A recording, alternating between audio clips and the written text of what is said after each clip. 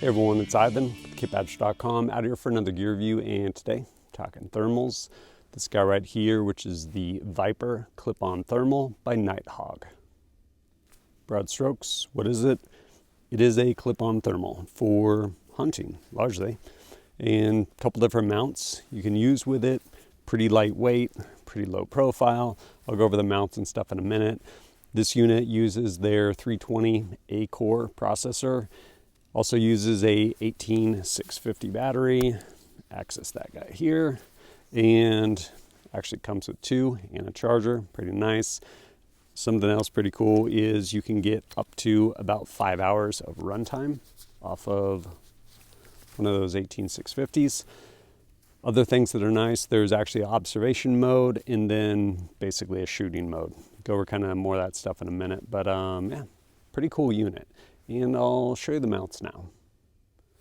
Here's a couple of different mounts you can get for it. This one's actually pretty neat. It's a flip to side. Definitely used it some. And so the way this works is you put the device in this direction, keeping in mind it's going to flip over this way as far as orientation. And then you have this ring here, which threads onto the back of the unit right there. And you'll get this thing threaded on. I'm not going to crank this thing down right now because I'm actually going to put the other mount on it in just a moment. But once we get this thing threaded on here, this piece would actually get tight in there to where it makes contact with that.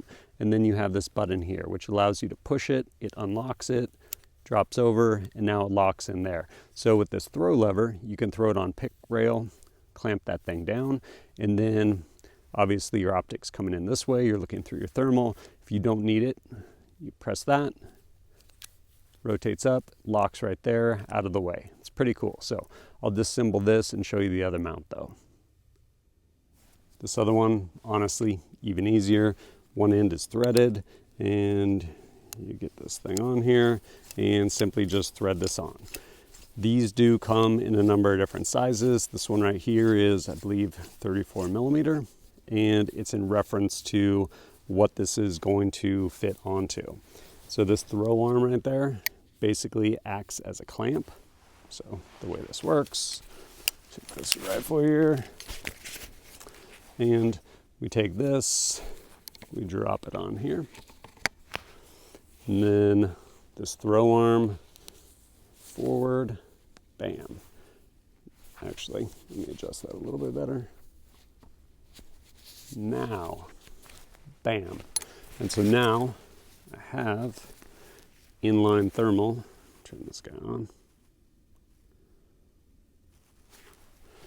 And so when this is in, or when it's not in observation mode, when it's in shooting mode, I can now go ahead and use my optic already set up, already zeroed, and yeah, hit what I'm looking at. Unit is pretty straightforward. Actually nice. You have 3 buttons. Right here is your power button. Hold that down to turn it on, hold it down to turn it off. Also, when you're in observation mode, it'll zoom. So you have a 2x and a 4x zoom. Also, difference between observation mode and then clip-on mode like it is right now. The screen to the naked eye appears to be a little bit smaller and further when you're in clip-on mode, which is fine because it actually works really well on an optic. Like, it's imperceptible, and it's also collimated, which we'll talk about that in a minute too. Right here in the middle, in for nuke, pretty nice in that if you're getting ready to shoot, you can go ahead and hit that and it'll nuke it. I'm trying to remember what nuke stands for, and it's not coming to me, but essentially it's a refresh. Like, it wipes it really quick and clears it. Pretty much all thermals do it. It's nice to actually have control over that. Down here, you can adjust, and also once you get into menus, you can adjust everything as far as brightness, contrast. You can adjust for weather conditions, also your palette, so black hot, white hot, red hot, things like that. And it's pretty neat. So talking about clip-on mode, since that's how we're set up. And yeah, this thing being collimated. First time I went and shot this, I was like, why am I missing? Am I doing something wrong? Yeah, I was totally doing it wrong. I actually had this thing set up in observation mode and not in clip-on mode. So in the observation mode, looking through it, made for observation, the screen appears to be bigger to the eye, and with that you also have access to zoom. So a 2x and a 4x zoom for observation. When you switch it over by basically holding that and the nuke button, press those at the same time, switches over, now you're in clip-on mode. Clip-on mode, to the eye, it appears like the screen's a little further or smaller. It is optimized for being in front of optics, and at that point it is culminated. So shooting this when it was not culminated, big wild group, I don't know, like a foot and a half like left of where I was shooting. Come to find out, when it's actually culminated, yeah, I want to say their guarantee is like 3 centimeters or something like that from your point of aim at 100 yards. I ended up shooting, this thing shoots great, shot a good group at 100 yards with just the optic, and then put this thing on, and I was shooting it like a hot hands, like a hand warmer. My group definitely opened up. What changed? Well, I was shooting thermal, but more to the point, when I was shooting this thermal at that hot hands, it's kind of like a big glowing blob. So I pretty much blame myself for that group opening, because it's at, honestly, it's hard to kind of refine your point of aim when you don't have something like basically your standard target. So it opened up a little bit. The shift was really minimal, and yeah, it opening, that was pretty much me.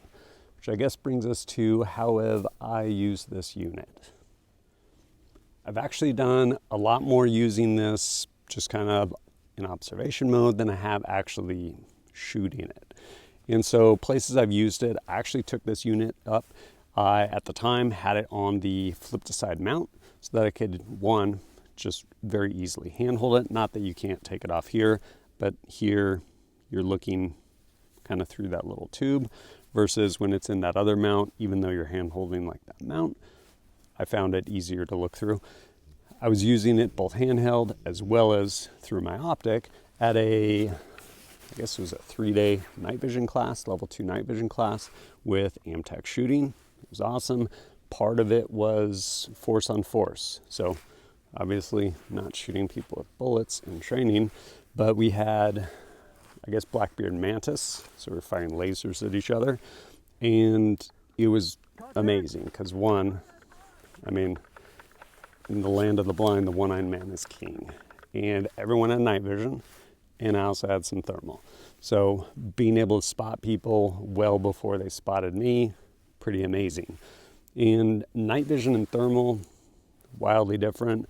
One, thermal, not necessarily something you want to navigate with, and there's a refresh. I want to say this is 60 hertz, I believe, which is pretty quick, but it's not analog like night vision, to where everything you see is 100% in real time. There's no delay.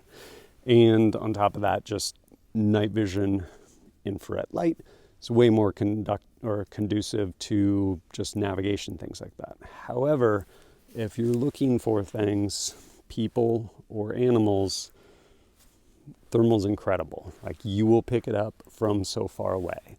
And I, like I said, I used it there on that force and force. The other places I used it, actually hunting, not directly as in like shooting this in line. Part of it because the setup I had, the optic was too big for it. It was the 3.6 to 18 by Leupold. I'm not sure if they make an adapter big enough for it, honestly, but using it for observation. So I was out there before dawn, like a while before dawn, and then finally coming up on shooting light, probably like maybe 35, 40 minutes before dawn. I'm scanning, actually probably even further than that, probably about an hour before dawn, actually saw a coyote at a distance. I'm like, all right, cool.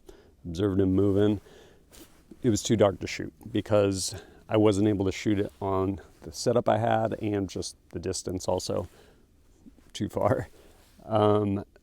Sitting there waiting, another coyote comes along, probably about 35 minutes before dawn. See it with this, I'm able to get down behind my gun, over the course of the next like 4 or 5 minutes. Not a lot of light. I will say that's set up very conducive to light gathering. Ranged it, shot it, I think like just over 600 yards. So again, spotting a coyote with this thing at 600 yards. As far as their, like what their manual says, if you're looking at like about a 6-foot human, you can distinguish them. I want to say they say like 0.8 miles. However far that is in inches or feet.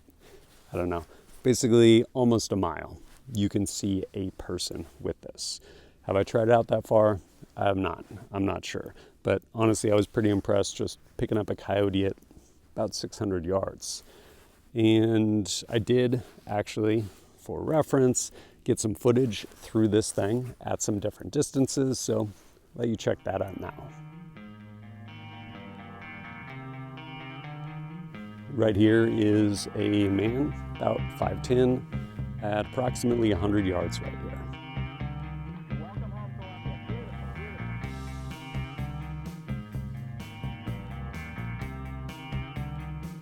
And that same 5'10" man walking out around 200 yards now.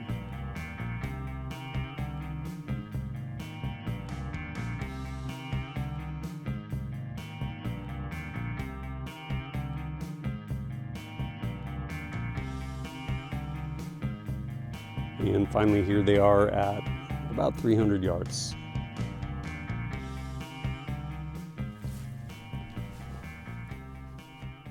With all that said, what are kind of my thoughts overall?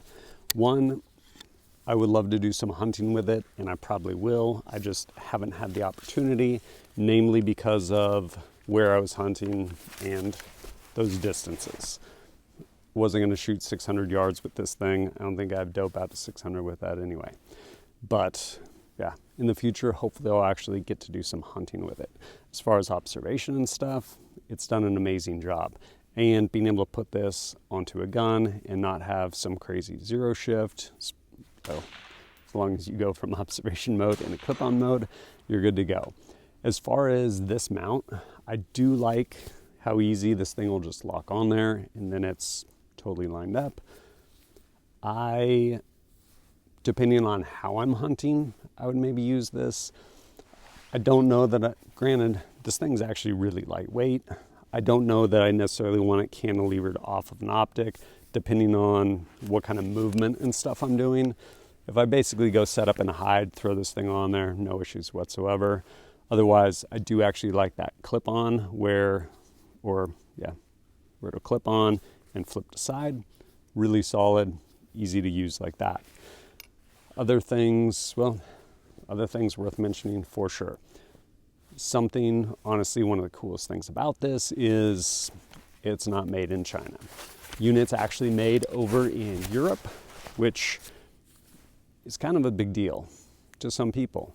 A lot of people, well, two fronts. One, people are like, I don't want to pay for something made in China. And then they say, I don't want to pay for something made anywhere else because it's usually more expensive. I get it. Like if slaves aren't going to make your product, it's probably going to cost more. And who knows what is inside the electronics when you buy it from China. This, like I mentioned, is actually made in Europe. Something else really nice is if there's ever any issues with them whatsoever, they're actually warranted here in the States. Like they basically, you ship them in the US and they repair them in the US, which kind of a big deal, depending. But yeah, like I said, I've been pleased with this thing. I do like it comes with a charger and 2 different batteries. Generally, in the amount of time that I'm using it, I've yet to be out in the field and burn through, like I said, about a 5-hour battery. But being able to have a spare, definitely nice. And yeah, clip-ons for hunting. With respect to that, if you are hunting with thermals, this is a good place to start in that it is a clip-on. You can use it for hunting. Works great. It's collimated in that clip-on mode. It also has the observation mode.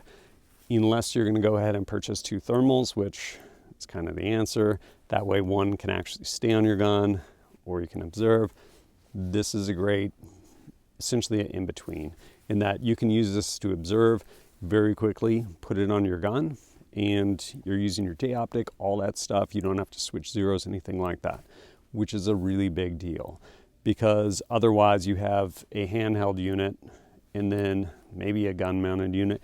Now you have two units. This, while I will say it's really nice to have two, budgets are real, this will basically do both those jobs for you and allow you to quickly move it from one task to the other, which pretty important, especially with respect to an investment. But if you're interested, there'll be links down below. You can check it out. And as always, thanks for joining us at kitbadger.com. Look forward to seeing you next time.